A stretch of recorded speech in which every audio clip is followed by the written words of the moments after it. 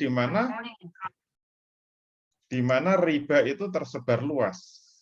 Oleh karena itu, jika salah seorang itu berhutang kepadamu, dan dia memberikan sekeranjang rumput, atau sekeranjang gandum, atau sekeranjang jerami, janganlah kamu terima, karena itu adalah riba.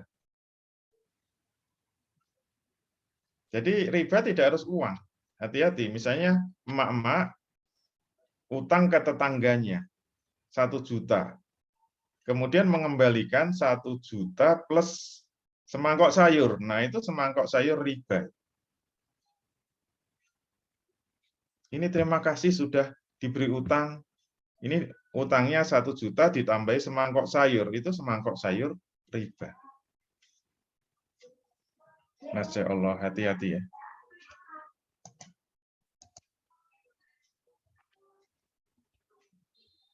Nah, hadis yang ketiga ini lebih lengkap lagi. Ternyata tidak hanya uang, tidak hanya barang, tapi jasa itu bisa menjadi riba. Ar-rajulu minna yukridu akhahul mala fayuhdilahu.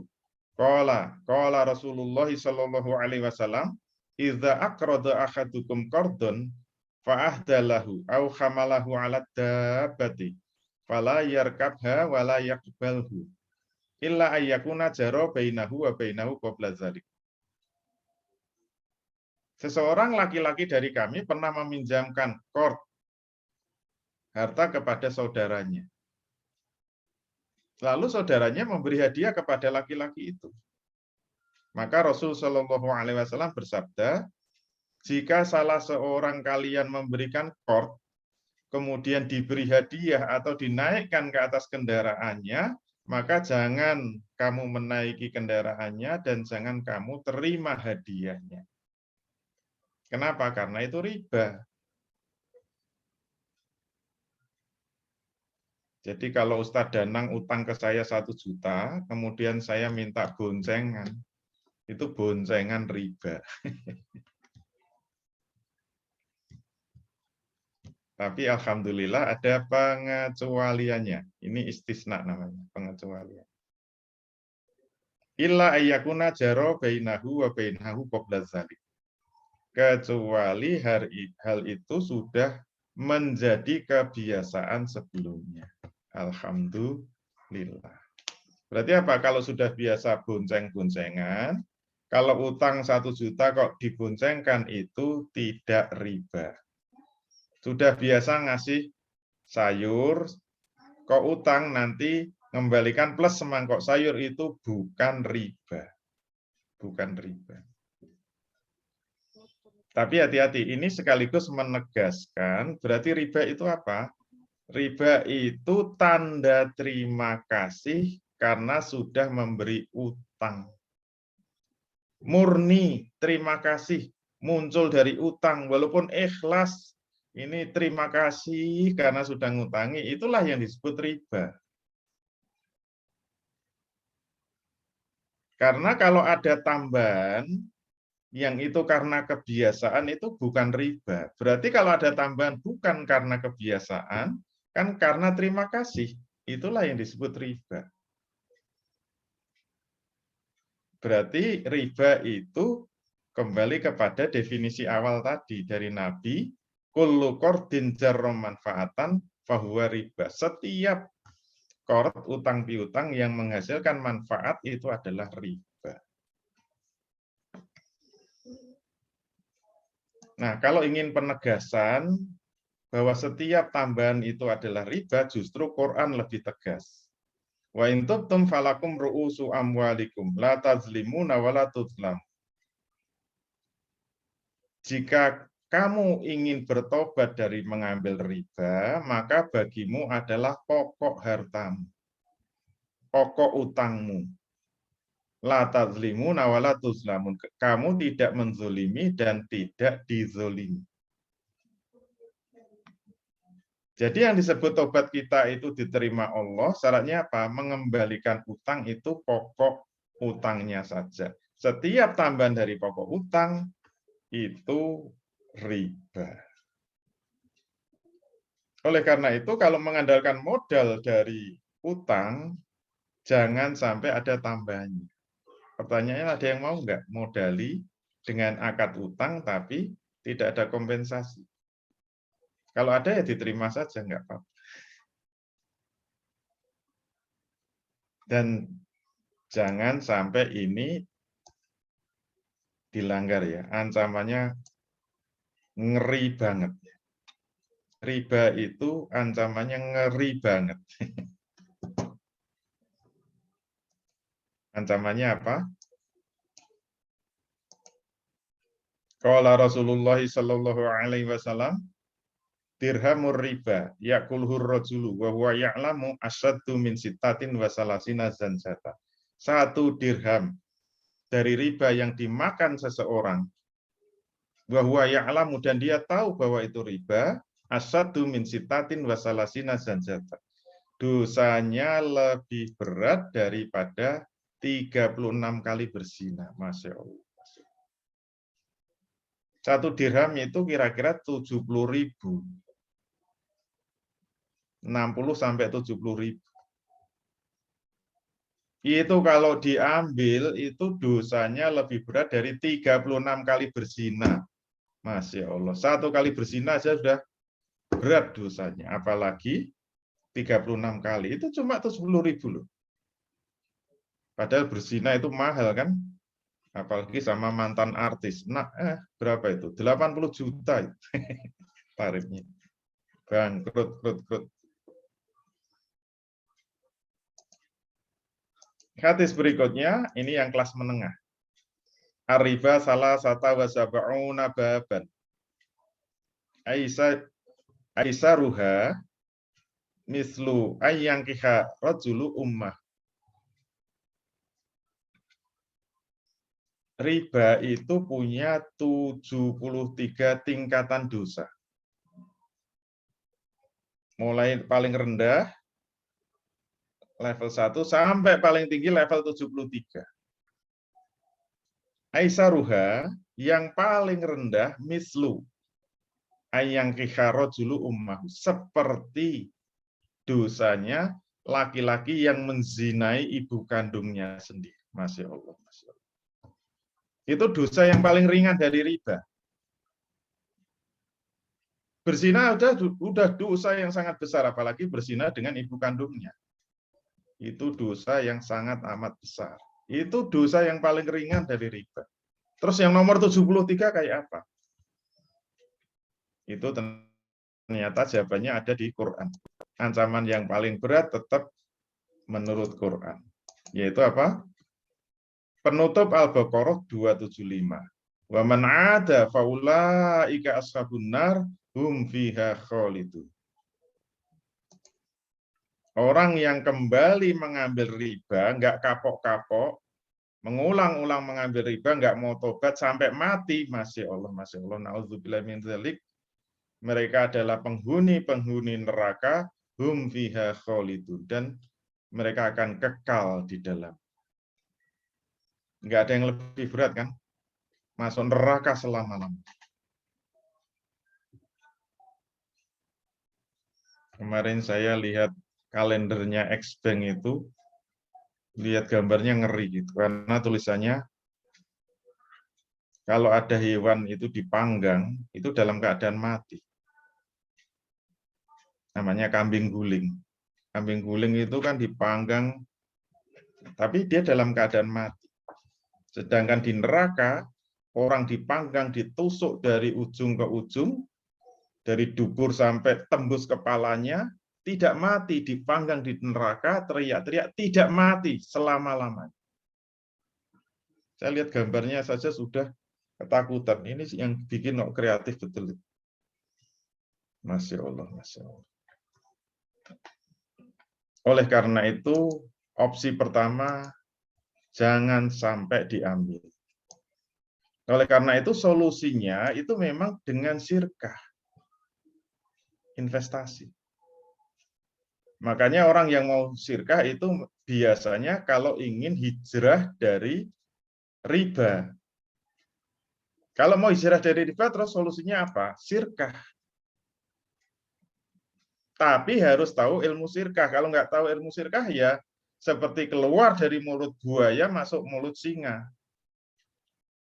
Bedanya apa? Kalau buaya langsung dikeletak, langsung dimakan itu. Kalau singa dijilat-jilat dulu. Baru ditelan. Yang milih mana? Dimakan buaya apa singa? Ya sama saja. Jadi kalau kita bersirkah tidak tahu ilmunya sirkah, kayak masuk mulut singa, dijilat-jilat dulu kayaknya enak, keri-keri anget. Tapi terus ditelan juga. Oke. Kalau dengan investasi, untuk keperluan penambahan modal dengan bentuk investasi, harus dengan akad sirkah. Oleh karena itu kita harus tahu lebih mendalam, sangat dalam, apa yang disebut sirkah itu. Nah, sekarang kita mulai dengan memahami filosofi sirkah, supaya bisa tegas membedakan sirkah Islam dengan sirkah kapitalis. Itu sama-sama sirkah ya. Semua bentuk persekutuan, bisnis bersama itu namanya sirkah. Makanya sirkah boleh diartikan persekutuan boleh, diartikan persyarikatan boleh, diartikan perseroan juga boleh, diartikan perusahaan boleh, diartikan corporation boleh, diartikan kooperasi itu juga boleh. Itu satu makna. Bahasa Arabnya sirkah. Oleh karena itu sirkah itu memang ada yang benar, ada yang salah. Mari kita mulai dari pengertian sirkah secara bahasa. Kalau mau mengambil filosofi, berangkat dari bahasa. Apa yang disebut sirkah secara bahasa? Nah, sirkatu fil lughah khaltun nisbaini fasa'idan. Bihaitsu la yutamayyisul wahidi anil akhar. Yang disebut sirkah menurut pengertian bahasa adalah mencampurkan dua bagian atau lebih sedemikian rupa sehingga sudah tidak bisa dibedakan lagi satu bagian dengan bagian yang lain. Itu maknanya apa? Kalau mau siap sirkah, harus siap melebur menjadi satu. Makanya saya sering menggambarkan filosofi sirkah itu apa? Seperti mau menikah. Hidup itu hanya dua pilihan, mau menjomblo apa menikah. Kalau mau jomblo silahkan, bebas kan? Namanya juga jomblo. Tapi nggak enak kan jomblo. Kalau malam itu pasti sedih kan, di malam yang sunyi aku sendiri, tiada yang menemani, termasuk kekasih hati. Yang paling enak kalau menikah. Tapi kalau siap menikah harus siap melebur. Suami istri harus satu kesatuan, satu visi, satu misi, satu langkah, satu gerak, saling bantu, saling bahu-membantu. Nah, kalau mau sirkah itu harus siap melebur, semua pesirkah itu memiliki perusahaan yang sama. Jangan ada yang merasa sirkah itu ini perusahaan saya, pesirkah yang lain cuma numpang. Itu berarti tidak paham filosofi sirkah. Gara-gara andil modalnya cuma sedikit, seperti tamu. Walaupun cuma 10.000, kalau diterima sebagai anggota sirkah itu memiliki perusahaan itu. Hati-hati. Tapi kalau nggak mau perusahaannya dimiliki orang lain, ya nggak usah sirkah. Silakan menjomblo aja. Oke. Sekarang yang kedua, pengertian sirkah secara syar'i. Nah, ini yang menjadi hukum syariat, menjadi hukum syariat yang menjadi pegangan sebagai nanti bisa digunakan seperti dalil. Karena takrif syar'i atau definisi syar'i itu nanti bisa digunakan untuk menilai sirkah ini sah atau batal, sirkah ini benar atau tidak, sirkah ini halal atau haram.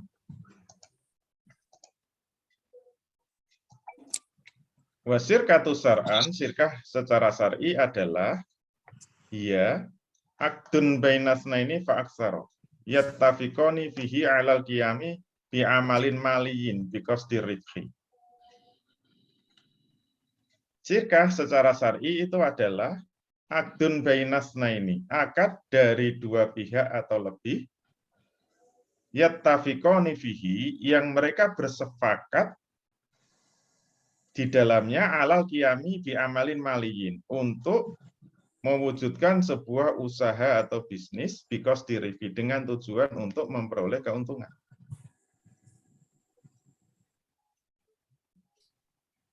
Berarti sirkah itu kata kuncinya pada alal qiyami bi amalin maliyin. Nah, ini yang harus jadi pegangan. Yang disebut sirkah itu setelah akad harus terwujud usaha yang bersifat real, usaha bisnis yang bersifat real. Oleh karena itu, akad sirkah tidak sah kalau hanya kumpulan modal. Modal ketemu modal, ketemu modal, ketemu modal, bersirkah itu tidak sah. Kenapa? Lah modal kalau dikumpulkan, ditumpuk-tumpuk, ditinggal, ya nggak bisa jadi bisnis. Berarti akadnya tidak sah. Tinggal aja itu. Mau 1 miliar ditinggal, ya nggak akan jadi bisnis. Oleh karena itu, nanti kita lihat kenapa PT itu tidak sah, karena aslinya PT itu hanya persekutuan modal. Tidak ada pihak pengelolanya. Nah, ini definisinya. Ini nanti kita pegang terus. Sekarang kita lihat hukumnya. Sirkah hukumnya boleh atau jais, mubah. Walaupun hanya mubah saja, kita harus tahu hukumnya. Karena kalau nggak tahu hukumnya, kita bersirkah walaupun benar tetap nggak dapat pahala. Kita mendirikan perusahaan kebetulan benar, itu tetap salah. Saya mengingatkan ini berkali-kali. Karena Nabi sudah mengingatkan, man amila amalan laisa alaihi amruna fahuwa raddun. Barang siapa yang beramal dengan satu amalan yang tidak melalui jalanku atau perintahku, maka amalan itu tertolak di sisi Allah. Tertolak. Nggak ada pahalanya. Zong. Maka jangan disepelekan. Walaupun kita hanya memahami bahwa sirkah itu mubah, itu yang membuat sirkah nanti berpahala. Mubah artinya apa? Kita bisnis itu boleh sendirian, boleh milik pribadi, boleh bersama. Itu pilihan bebas. Itu namanya mubah. Dalilnya dari takrir Rasul. Jadi kalau sunnah itu dibagi tiga, kan ada sunnah qauliyah, ada sunnah fi'liyah, ada sunnah takririyah. Sunnah itu ada ucapan Nabi, ada perbuatan Nabi, ada persetujuan Nabi, itu disebut takrir. Yaitu ketika para sahabat itu melakukan praktek sirkah, diketahui Rasul dan Rasul mendiamkan. Itu namanya Rasul setuju. Itu menjadi dalil bolehnya sirkah. Yang kedua ada qaul Rasul, tapi ini dari hadis qudsi. Hadis qudsi itu hadis yang berasal dari firman Allah, tapi dengan redaksi Rasul. Makanya awalannya qala Allahu Ta'ala. Qala Allahu Ta'ala, ana salisus sarikaini, malam yakun ahaduhuma sahibahu. Fa in khana kharajtu min bainihima. Allah Subhanahu wa taala berfirman, ana salisus sarikaini. Saya ini menjadi pihak ketiga dari dua pihak yang bersirkah. Saya ini menjadi pihak yang ketiga dari dua pihak yang bersirkah. Masya Allah. Itu maknanya apa? Kalau ada dua orang atau dua pihak yang bersirkah, Allah langsung ikut. Ini Allah sendiri yang menyampaikan. Berarti maknanya apa? Menurut para ulama ini maknanya sirkah itu barokahnya sangat besar. Berkahnya sangat. Berkah tidak harus banyak.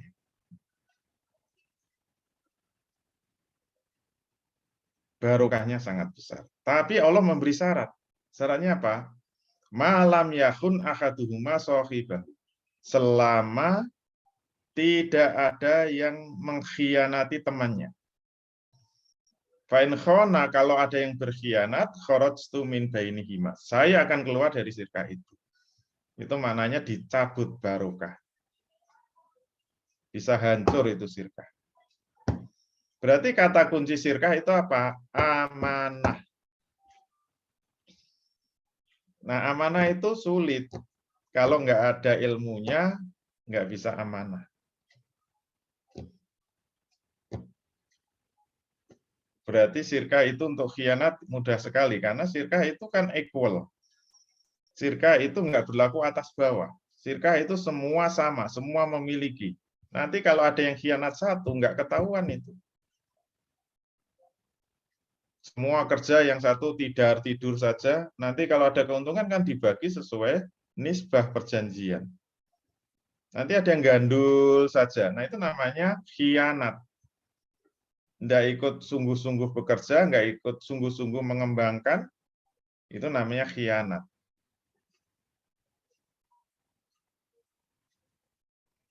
Nah, kalau seperti itu Allah yang tahu. Allah yang tahu, maka Allah akan keluar dari surga.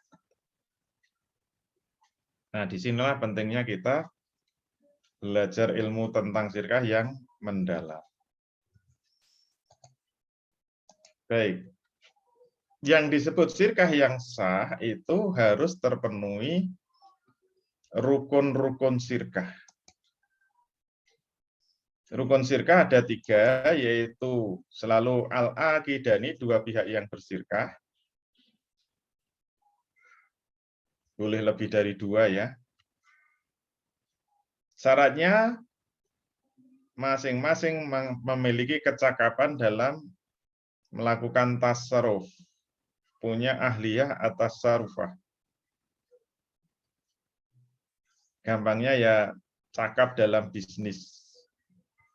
Nomor 2, nah ini yang penting ma'qud alaihi.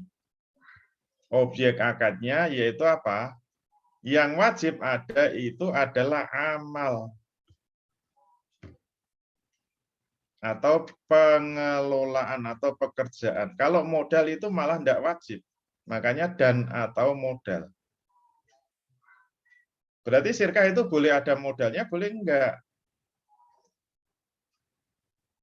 Yang tidak boleh tidak ada itu adalah kerja, pengelolaan, atau amal. Maka dalam sirkah kalau tidak ada pihak yang mengelola modal itu, sirkahnya tidak sah karena tidak terpenuhi rukun yang kedua ini. Itu ibarat sholat tidak membaca Al-Fatihah. Walaupun baca suratnya panjang sekali tetap tidak sah. Al-Baqarah berjam-jam tidak sah. Kenapa tidak membaca Fatihah? Sirkah itu modalnya 1 miliar, tidak sah kalau nggak ada pengelolanya. Karena itu rukun. Yang ketiga harus ada ijab qabul. Nanti kita pelajari di dalam pembuatan draft akad. Biasanya draft akad tidak ada ijab qabul. Biasanya langsung pihak satu, pihak kedua masing-masing bersepakat dalam syarat-syarat sebagai berikut. Itu tidak sah. Itu berarti hanya ada qabul, tidak ada ijab. Nanti kita tunjukkan bagaimana membuat draft akad sirkah yang ada ijab qabulnya.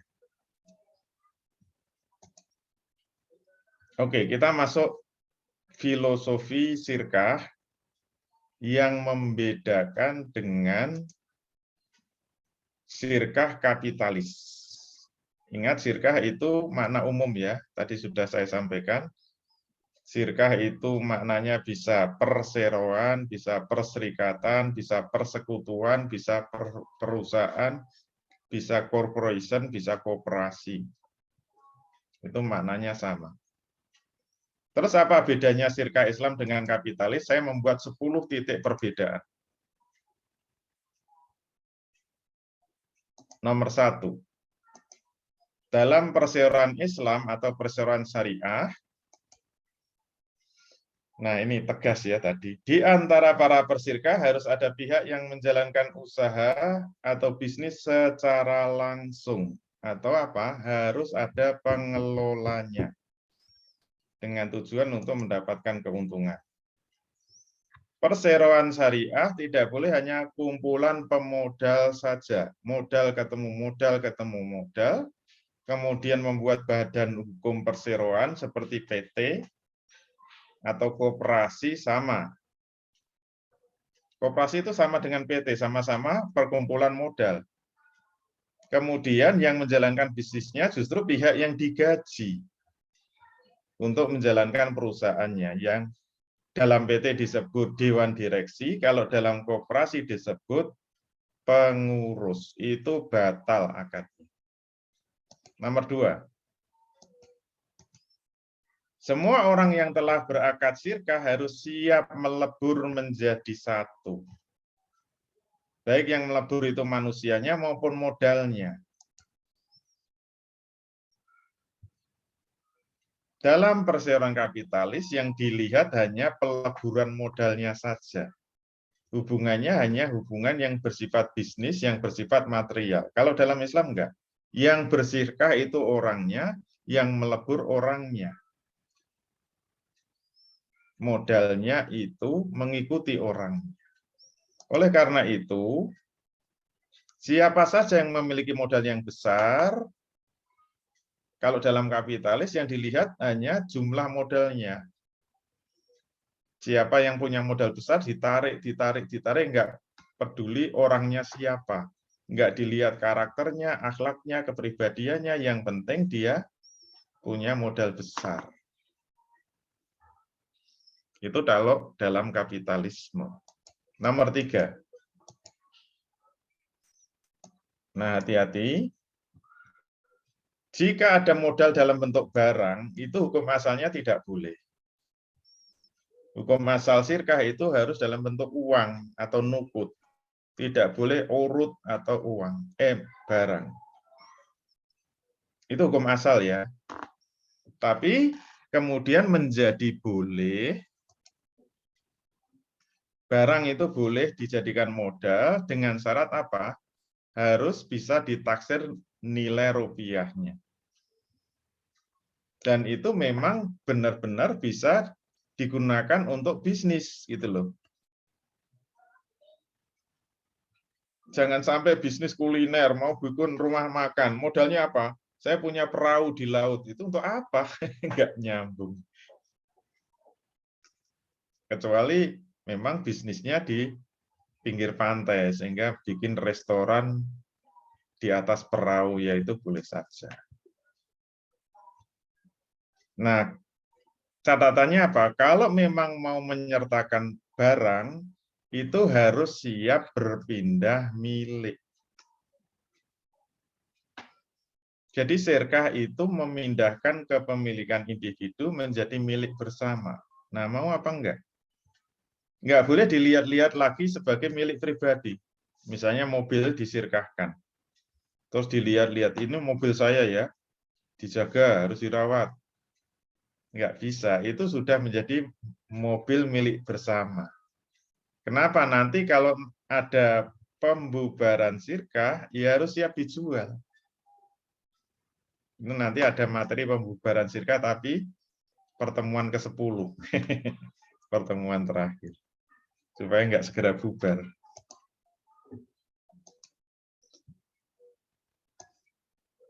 Kenapa? Kalau misalnya syirkah itu bubar atau rugi, maka barang itu harus siap dijual. Dan hasilnya dibagi sesuai prosentase modal awal. Nah, ini harus hati-hati.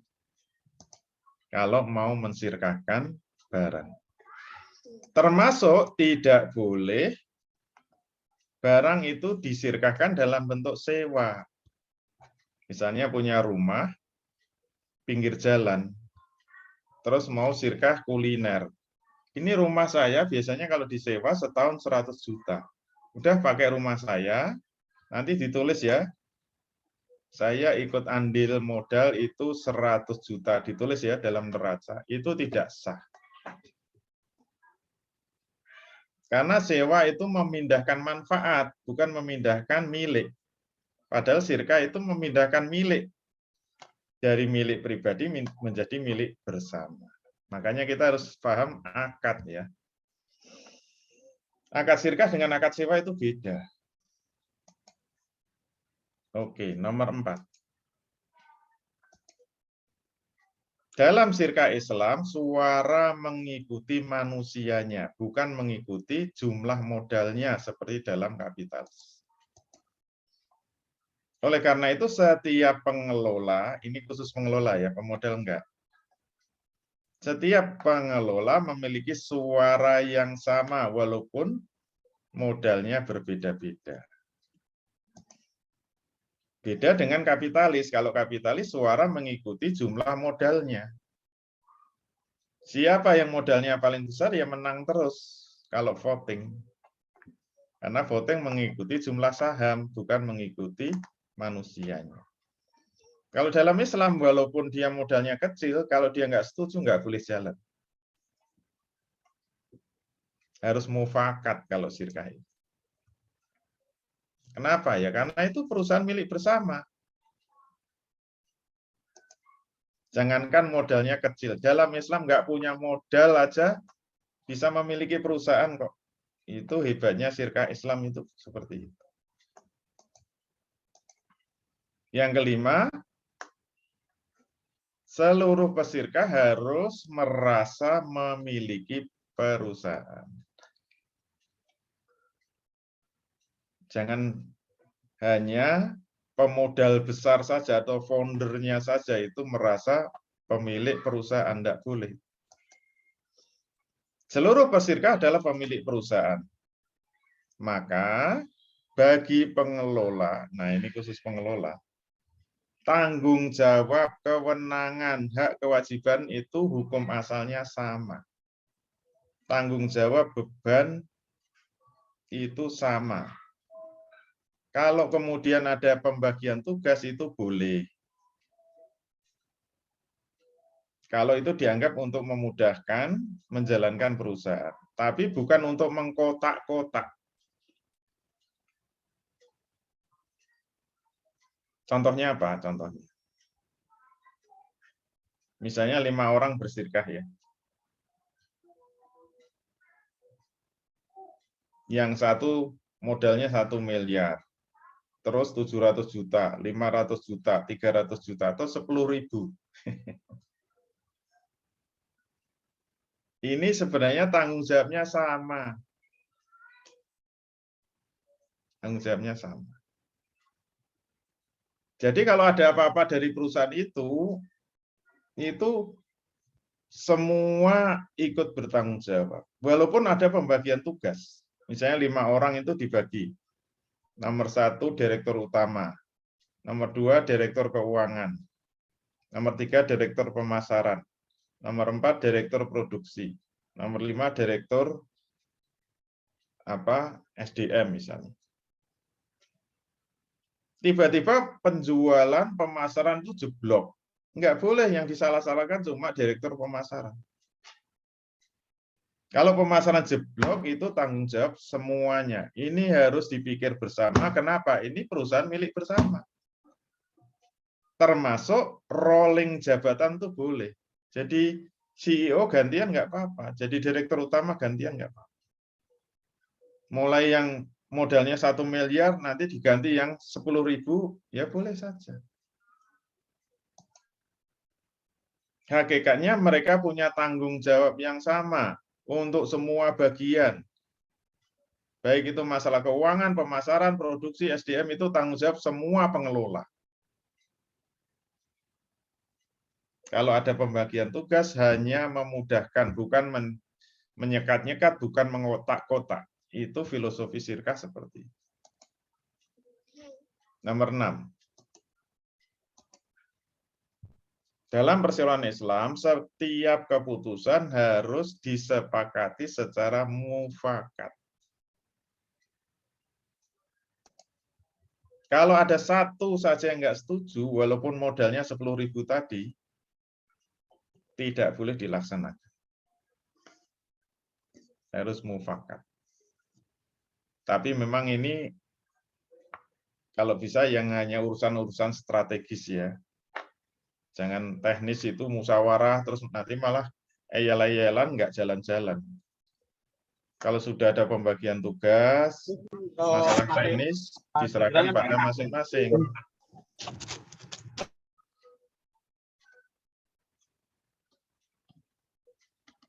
Yang strategis saja, misalnya saja asalnya bisnis kuliner, udah jalan tiba-tiba kena pandemi. Terus mau berubah jadi properti. Nah, ini persoalan strategis. Kalau mau merubah bisnisnya dari kuliner menjadi properti, ini semua harus mufakat. Kalau ada satu yang nggak setuju, walaupun modalnya kecil, nggak boleh jalan itu. Kenapa? Ya namanya milik bersama itu ya begitu. Kalau nggak mau ya nggak usah sirkah. Nah itu beda dengan kapitalis. Kalau kapitalis suara ditentukan saham mayoritas. Makanya kalau ada satu orang menguasai 51% saham, maka apapun yang diinginkan harus disetujui perusahaan. Pokoknya kalau pegang 51%, dia di atas angin, segala-galanya harus dituruti. Itu kalau kapitalis. Oke, nomor 7.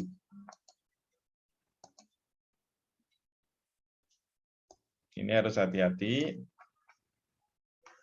Jika ada penambahan modal baru atau masuknya pesirkah baru, itu harus disetujui anggota sirkah lama. Kalau ada satu nggak setuju, tidak boleh diterima. Tapi kalau seluruhnya setuju, maka akad sirkah lama harus ditutup buku. Nanti kalau ada bagi hasil harus dibagi dulu. Selanjutnya dilakukan akad sirkah baru dengan pembukuan yang baru. Makanya nanti ada pembahasan khusus mekanisme penambahan modal baru. Nah, itu pertemuan yang ke-8 nanti. Jangan kemana-mana, tetap bersama kami. Ini semua detailnya ada nanti. Makanya untuk filosofi ini semua harus paham. Nanti kalau sudah masuk teknis-teknis, masih nanya-nanya filosofi, berarti nggak ikut pertemuan pertama. Padahal pertemuan pertama begitu menggoda. Selanjutnya terserah Anda. Beda dalam perseroan kapitalis. Kalau perseroan kapitalis untuk menambah modal baru tinggal menjual saham, kemana saja, di mana saja, kepada siapa saja, Coca-Cola. Itu bedanya dengan kapitalis. Makanya kapitalis itu bisa menggelembung dengan sangat cepat, bisa membesar dengan sangat cepat, bahkan bisa mengalahkan negara. Itulah asal muasal munculnya oligarki. Kenapa? Penambahan modal baru tinggal jual saham. Nggak perlu ada akad, perlu ada pembubaran akad, kemudian membuat akad baru. Kenapa? Karena bagi hasilnya langsung mengikuti modal, gitu loh. Kalau dalam Islam kan nggak bisa. Karena keuntungan dibagi menurut kesepakatan, bukan menurut modal. Tapi kalau kerugian dibagi menurut modal. Nah, itu nanti poin ke-10. Oke, yang ke-8. Jika ada salah satu pesirkah yang tidak setuju dalam sebuah permufakatan, sedangkan yang lain setuju, maka perseroan atau sirkah itu harus bubar. Misalnya ada 10 orang, yang satu nggak setuju, ya harus bubar. Tapi kalau yang 9 tetap pengen terus bersama, maka boleh melanjutkan perusahaan itu dengan syarat apa? Harus dengan akad yang baru, dengan kesepakatan yang baru. Bahkan kalau perlu dengan nama yang baru, karena nama yang lama kan masih ada haknya pesirkah yang keluar. Misalnya sirkah perusahaan dapur ngebul, bubar. Ya kalau mau melanjutkan namanya perusahaan dapur ngebul perjuangan misalnya. Ya itu boleh saja. Dalam perseroan kapitalisme, keputusan tetap mengikuti suara mayoritas. Kalau yang nggak setuju minoritas, tidak diperhatikan. Yang dilaksanakan tetap suara mayoritas. Itu kalau kapitalis. Nomor 9. Status perusahaan sirka tidak boleh tetap selamanya sebagaimana badan hukum perseroan kapitalis yang bersifat permanen. Kayak PT, kalau sudah ada legalitasnya, PT itu berlaku sampai mati. Sampai kiamat kalau perlu. Yang mendirikan itu mati semua, ya nggak peduli, gonta-ganti pemilik yang nggak peduli. Kalau dalam sirka Islam tidak boleh. Keberlangsungan perseroan syariah dikembalikan pada kesepakatan seluruh anggota yang bersirkah. Makanya kalau ingin perusahaannya tetap ada, maka perusahaan itu akan tetap ada. Tapi kalau ingin bubar, maka perusahaan itu ya bubar sesuai dengan kesepakatan. Makanya sirkah itu boleh ada jangka waktunya, boleh tidak. Kalau tidak ada jangka waktu, berarti sampai kapan? Sampai pengen bubar gitu loh. Nomor 10. Nomor 10. Nah, ini yang spesifik yang benar-benar membedakan dengan kapitalis apa? Pembagian keuntungan mengikuti kesepakatan. Bukan mengikuti prosentase modal yang disertakan. Kalau dalam kapitalis memang langsung sesuai share modal. Kalau dalam Islam enggak. Bagi untung mengikuti kesepakatan, bagi rugi mengikuti prosentase modal. Kaidahnya al-wadi atau alal mal warifu ala mastolahu alaihi. Kerugian didasarkan pada prosentase modal, keuntungan didasarkan pada kesepakatan. Nah ini kayaknya nggak adil ya. Kok nggak adil ya? Hak mendapatkan prosentase keuntungan bisa didasarkan atas tenaganya saja, atau modalnya saja, atau kedua-duanya. Sedangkan kerugian didasarkan atas prosentase modal yang disertakan. Nah, ini kenapa tidak adil? Kayaknya tidak adil. Ini harus tahu filosofi sirka Islam. Sebenarnya ini yang adil itu seperti ini. Saya ambil contoh sederhana ya. Misalnya ada 2 orang bersirkah. Yang satu pemodal murni, yang satu pengelola murni. Modalnya 100 juta. Kemudian modalnya dikelola oleh pengelola. Pengelolanya cuma 1. Misalnya untuk bisnis kuliner. 1 bulan belum ada keuntungan. 2 bulan belum ada keuntungan. 3 bulan belum ada keuntungan. Sampai 6 bulan, tiba-tiba malah pandemi. Bubar. Rugi, bangkrut. Kalau bubar semua harus dijual. Ternyata kembalinya cuma 60 juta. Berarti rugi berapa? 40 juta. Siapa yang menanggung kerugian? Rugi 40 juta itu yang nanggung kerugian adalah pemodal. Pengelola nanggung kerugian? Tidak. Kenapa? Dia sudah rugi juga. Tapi bukan rugi modal, dia rugi tenaga. Dia sudah mencurahkan tenaga 6 bulan.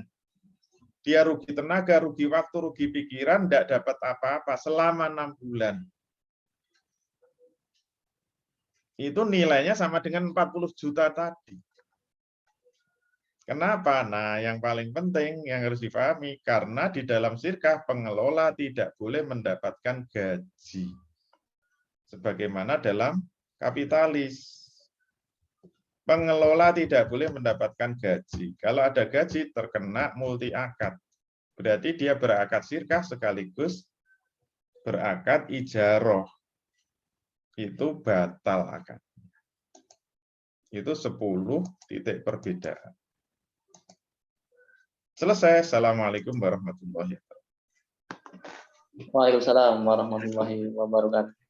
Waalaikumsalam warahmatullahi wabarakatuh. Insyaallah sudah 10 perbedaan yang disampaikan tadi, dan memang di awal ini membuat penasaran untuk ke pertemuan-pertemuan berikutnya. Ada 10 pertemuan yang mudah-mudahan kita semua dapat istiqomah mengikuti kelas kuliah online ini dengan Ustadz kita Ustadz Chandro. Berikutnya kita akan masuk ke sesi tanya jawab, bisa raise hand atau ke kolom chat. Nah, ini saya mulai ada masuk pertanyaan di kolom chat, Ustadz. Ada dari Ustadz Farid Samarinda. Nah, apabila sirkah dari 5 orang dan salah satu meninggal, apakah keuntungan dilanjutkan ke istri atau anak turunannya? Dan apakah tetap berjalan, terlibat dalam pekerjaan, dan keuntungan tetap berjalan? Demikian, ya, ini pembahasan pertemuan ke-10. Itu sudah masuk kategori pembubaran. Tapi supaya tidak mengecewakan, ya kita jawab sepintas ya. Karena ada teknis pembubaran. Jadi kalau ada yang meninggal, itu boleh diwariskan kepada ahli warisnya. Misalnya diteruskan oleh anaknya, itu boleh, tapi syaratnya apa? Syaratnya semua pesirkah lama itu harus setuju. Kalau semua pesirkah lama setuju, itu boleh bapaknya digantikan oleh anak. Syaratnya apa? Syaratnya tutup buku, terus nanti kalau ada bagi hasil dibagi dulu, terus anaknya masuk dengan akad baru. Kenapa? Karena bagi hasil mengikuti kesepakatan. Misalnya bapaknya dulu share-nya 20%, itu kalau bapaknya. Kalau anaknya kan belum tentu, yang lainnya setuju. Boleh anaknya gantiin, tapi apa? 10% saja, anaknya belum bisa apa-apa kok. Belum pengalaman, nggak kayak bapak. Itu maknanya apa? Harus dengan akad baru. Berarti posisi anaknya nanti menggantikan bapak. Itu kalau disetujui. Kalau nggak disetujui oleh pesirkah lama, maknanya apa? Ya, bagian dari bapaknya itu harus dikeluarkan. Dan itu menjadi harta warisan bagi ahli warisnya. Caranya mengeluarkan bagaimana? Itulah nanti dibahas pertemuan ke-10. Nah, yang tersisa harus bersirkah dengan akad yang baru. Setelah itu dikeluarkan harus dengan akad yang baru. Kenapa? Karena nisbahnya harus disepakati. Itu gambaran kasarnya begitu. Allah. Alhamdulillah. Jadi ada penjelasan yang insya Allah bisa menjelaskan, namun secara rincinya nanti jangan kemana-mana, tetap mengikuti sampai ke pertemuan ke-10, karena setiap pertemuan pastinya terkait satu sama lain. Begitu saja. Jazakallah. Kemudian ada tadi Ustadz Armeda yang raise hand. Kami persilahkan untuk bertanya, menghidupkan kamera dan bertanya langsung kepada Ustadz Chandro. Waktu dan tempat kami persilahkan. Ya, terima kasih. Assalamualaikum warahmatullahi wabarakatuh. Waalaikumsalam. Bertanya nih, tadi cukup menggelitik apa yang disampaikan Ustadz tentang sewa yang tidak bisa dijadikan sebagai bagian dari syirkah ya Ustadz ya. Kalau bentuk yang tadi seperti Ustadz sampaikan yang misalnya saya ada ruko yang saya kerjasamakan untuk bisnis kuliner, bagaimana konsep yang terbaiknya Ustadz selain ruko itu dimasukkan sebagai modal? Karena kalau dimasukkan sebagai modal sangat besar sekali ya gitu kan, dan kalau masih tetap sebagai sewa, apakah bisa saya store modal uang misalnya, di mana uang tersebut akan diambil kembali untuk biaya sewa, atau seperti apa Ustadz menurut syariat? Iya, langsung ya. Baik, kalau ada ruko yang mau disirkahkan, tadi konsekuensinya apa? Ya rukonya harus dinilai sebagai uang, dirupiahkan maksudnya. Misalnya rukonya harganya 1,5 miliar, itu harus ditulis di neraca, modal penyertaannya 1,5 miliar, tapi dia langsung kehilangan milik ruko itu. Ruko itu menjadi milik bersama. Kalau nggak mau, berarti bisa disewakan. Disewakan boleh saja. Tapi mohon maaf, tidak boleh dari awal akad sudah ada kesepakatan. Saya mau ikut bersirkah, modal saya 100 juta, nanti 100 juta ini harus digunakan untuk menyewa ruko saya. Itu terkena multi akad, tidak boleh. Tapi kalau bersifat opsional, pokoknya modal saya itu 100 juta, tapi nanti saya berharap ini bisa untuk menyewa ruko saya, itu boleh kalau hanya opsional, tidak mengikat. Kalau di depan sudah diikat, ya kena multi akad, itu sirkah campur sewa, sirkah campur ijarah dijadikan satu akad, itu batal akadnya. Begitu ya, Allah. Baik. Gimana Ustadz Armenda? Mudah-mudahan cukup bisa jelas. Ya, cukup jelas. Siap. Alhamdulillah. Baik, selanjutnya ada di kolom chat. Ini ada yang raise hand langsung, Ustadz Farid ya, Ustadz. Ingin bertanya, Ustadz? Monggo, Ustadz. Assalamualaikum warahmatullahi wabarakatuh. Waalaikumsalam. Pemaparan yang luar biasa, Ustadz. Ini pengalaman saya juga mengikuti kelas syirka. Gini, Ustadz, saya punya PT, 2 perusahaan bergerak di jasa konsultan konstruksi. Cuman 2 PT tersebut itu saya masukkan sebagai nama staf saya. Jadi di dalam saham itu sebenarnya nggak ada keterlibatan, Ustadz. Apakah salah di dalam kepemilikan saham, atau mungkin ada pembagian hak teman-teman saya, Ustadz? Itu yang saya ingin tanyakan, Ustadz. Terima kasih, Ustadz. Assalamualaikum warahmatullahi wabarakatuh. Waalaikumsalam. Jadi kalau status PT itu hanya untuk legalitas, hanya untuk formalitas, itu enggak apa-apa. Yang penting ke dalamnya harus dengan akad yang benar. Harus dengan akad sirkah yang benar, dan yang dipegang dan diamalkan itu adalah akad sirkahnya, bukan PT-nya. Kalau PT formalitas dan semua nama-namanya hanya untuk formalitas, dan yang dipakai namanya itu setuju, ya sudah, tidak ada konsekuensi apa-apa dalam sirkah itu. Kalau dia karyawan, ya tetap jadi karyawan. Dan dia tahu itu hanya untuk formalitas membuat PT. Insya Allah masih dibolehkan karena ini kondisi darurat. Karena kalau mau daftar pakai sirkah mudorobah, ya nggak ada yang mau terima. Ini perusahaan apa, ini nggak ada nomenklaturnya. Gitu ya, Allah. Baik, syukran, Ustadz. Alhamdulillah. Berikutnya, Ustadz, dari kolom chat ada beberapa pertanyaan. Ini dari Ustadz Emil dari Balikpapan. Beberapa orang sepakat syirkah, namun akadnya belum didetailkan, sementara proyeknya sudah mulai jalan. Secara syar'i seperti apa, Ustaz? Yang sudah disepakati bagi untungnya saja, sementara modal belum dihitung total dan yang disetorkan juga baru sebagian. Demikian, Ustaz. Ya, sebenarnya asal dari akad itu secara lisan ya. Dalam Islam yang syar'i itu akad itu memang lisan. Tulisan itu hukumnya hanya sunnah. Sebagaimana firman Allah kan, ya ayyuhalladzina amanu idza tadayantum bidainin ila ajalin musamma faktubuhu.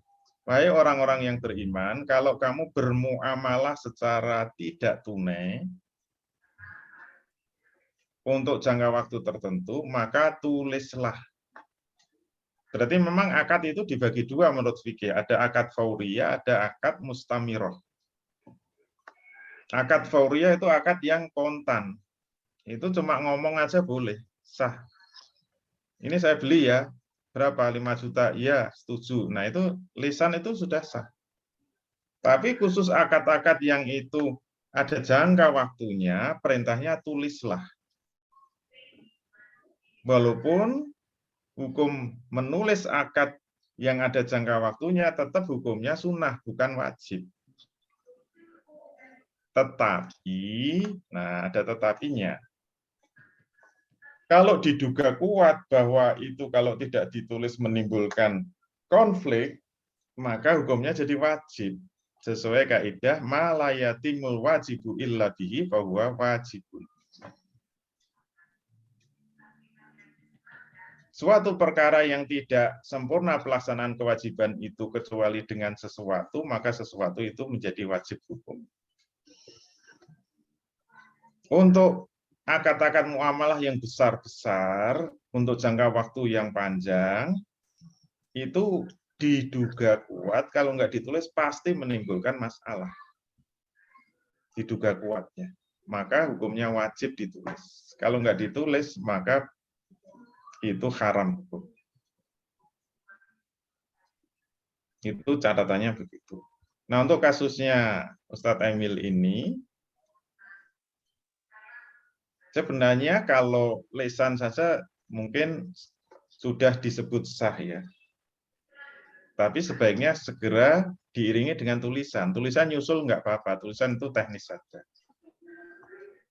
Tetapi ini kasusnya karena modal itu belum disepakati. Nah, itu belum sah akadnya.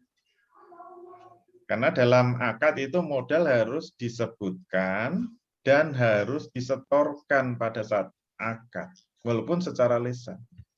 Modal tidak boleh diutang atau dicicil, itu tidak boleh. Karena kalau dicicil nanti merubah akad terus dari waktu ke waktu.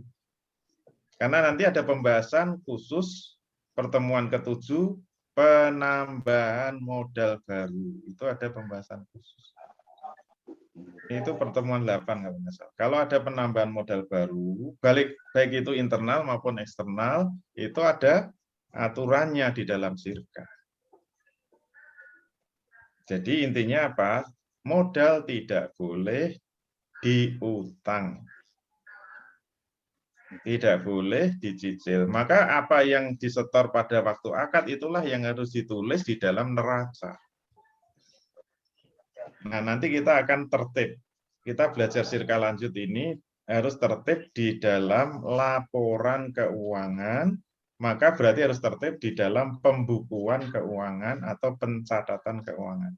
Kalau kita nggak tertib itu lebih baik nggak usah syirkah. Insya Allah tidak syar'i syirkah. Saya jamin tidak syar'i. Haram itu. Kalau tidak tertib dalam pencatatan. Hati-hati, ini perusahaan milik bersama. Ini amanah uang bersama, bukan uang pribadi. Kalau perusahaan pribadi amburadul nggak apa-apa.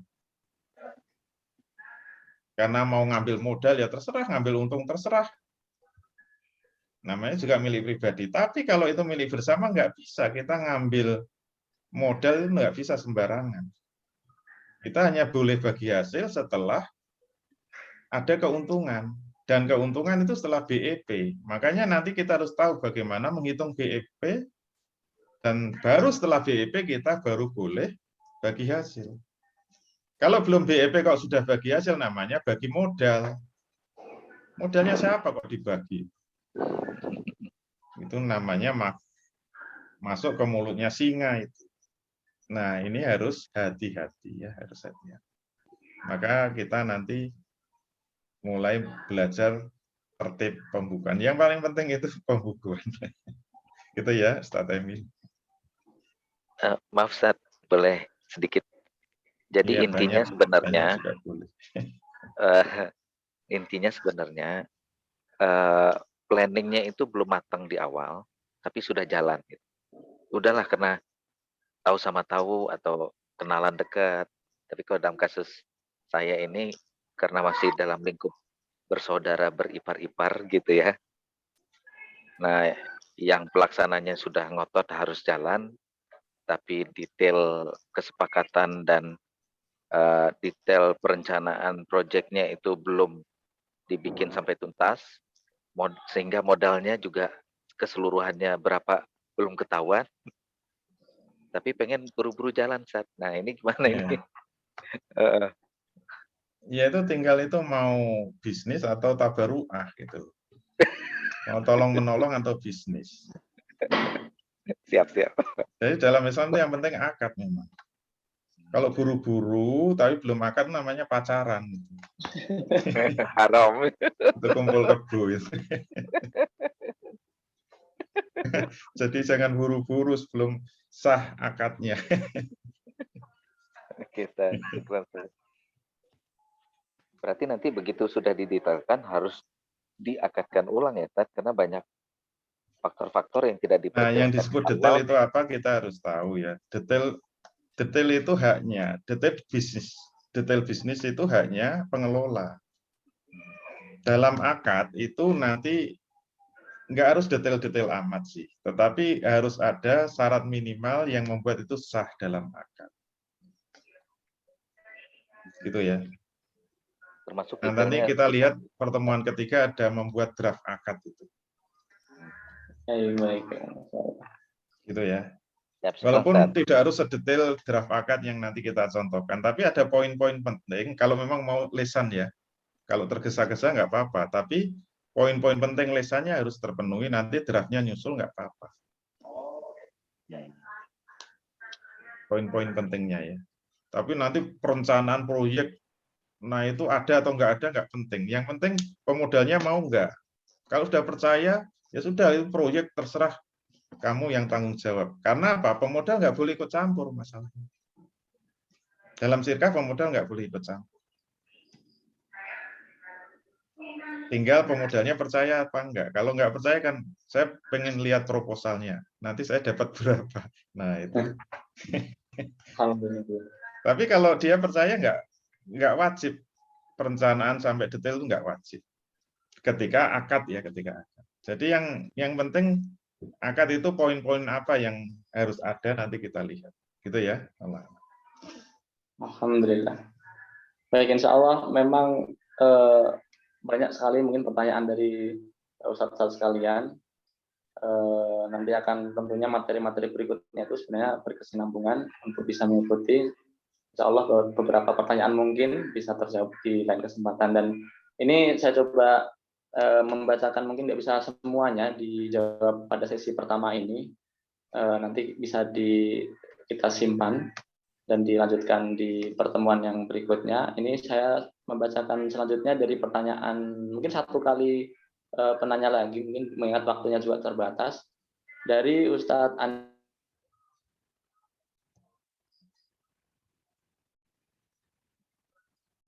Nge-freeze ya. Ustadz Danang nge-freeze. akad sirkah baru dengan sisa orang yang masih ada. Demikian, Ustaz. Ya. Jika telah dilakukan akad sirkah, kemudian salah satu anggota sirkah keluar dari sirkah tanpa ada konfirmasi, apakah bisa dilakukan akad sirkah baru dengan sisa yang masih ada? Ya ini harus ketemu dulu. Kok bisa sirkah ngilang itu? Dia ngilang karena meninggal atau diculik atau kemana? Ini muamalah itu repotnya begitu. Muamalah itu amal yang nggak bisa sendirian. Muamalah itu maknanya saling beramal. Satu dengan yang lain itu terikat masalahnya. Jadi harus diselesaikan dulu. Dilacak sampai ketemu, baru kalau sudah maksimal, sudah mentok, ya sudah.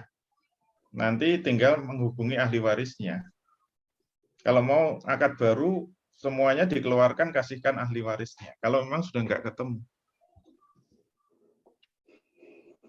Makanya kalau bersirkah itu dengan sesama yang paham lah.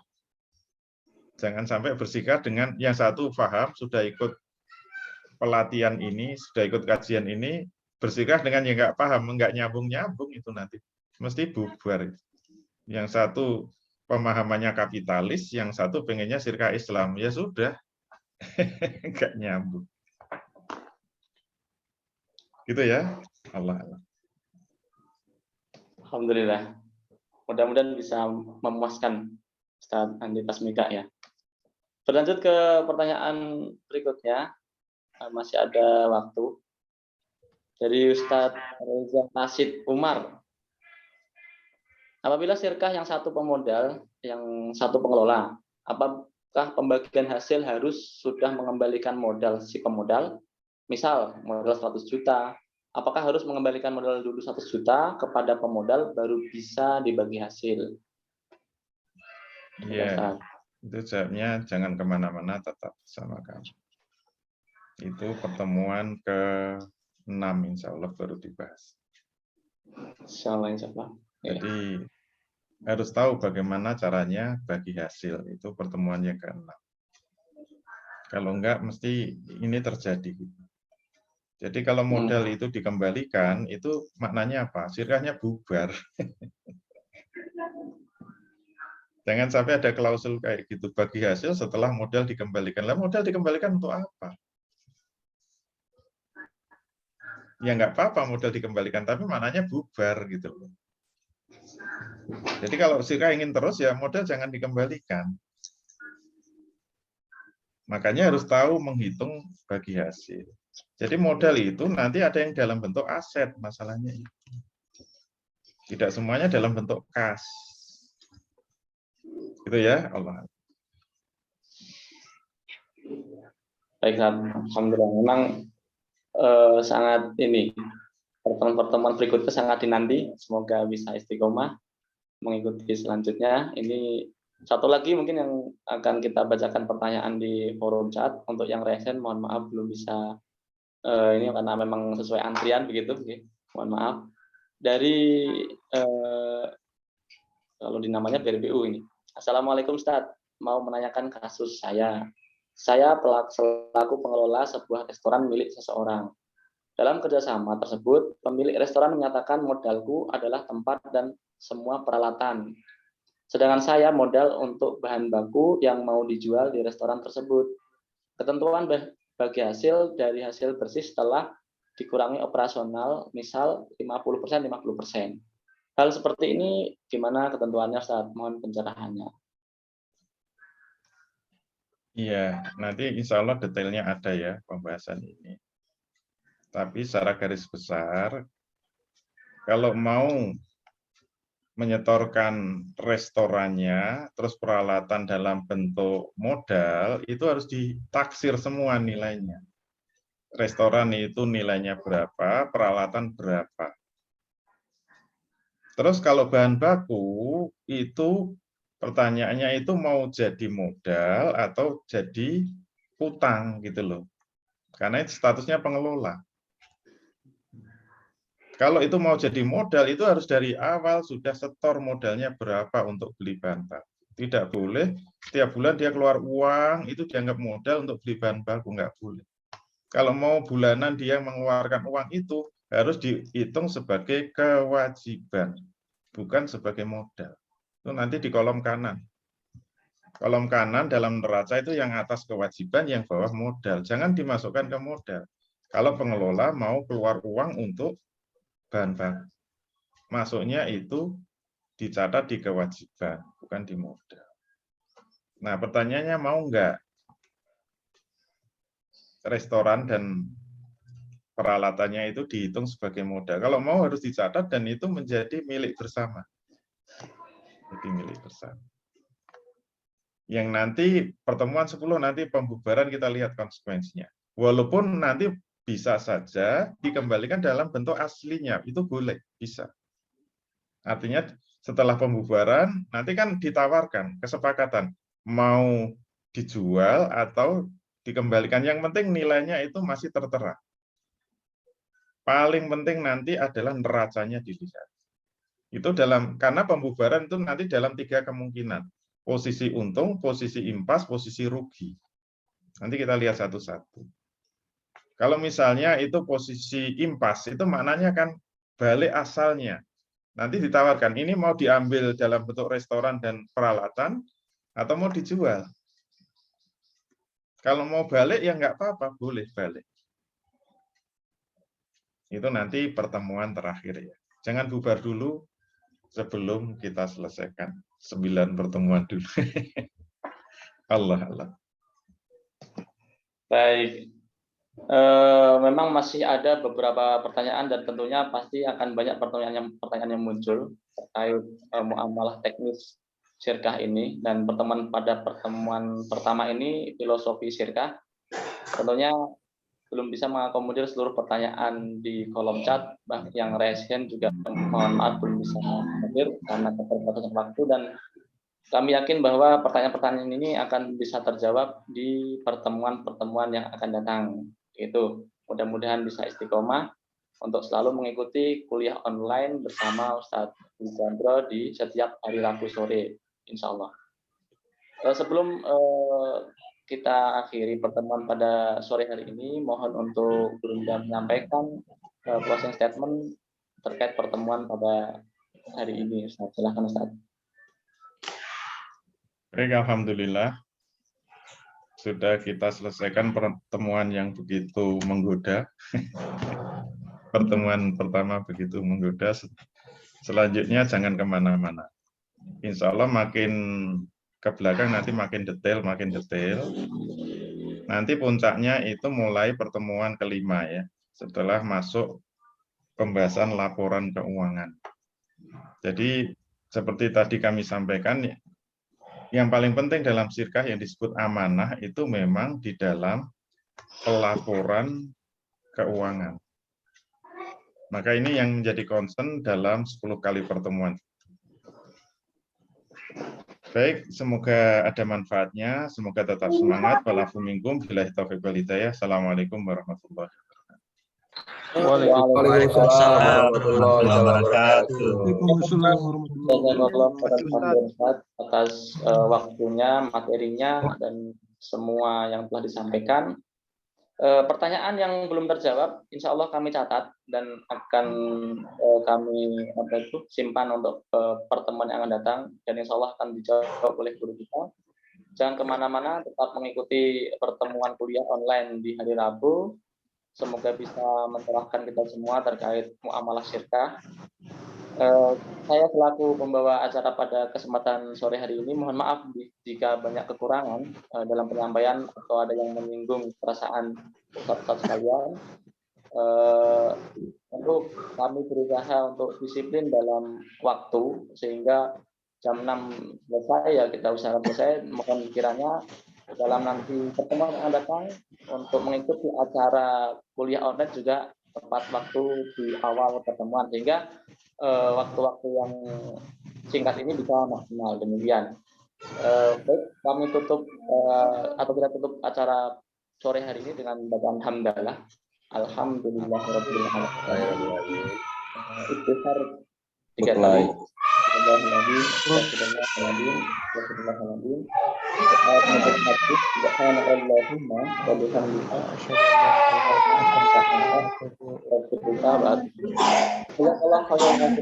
Assalamualaikum warahmatullahi wabarakatuh. Waalaikumsalam. Waalaikumsalam. Terima kasih Ustaz. Terima kasih Ustaz.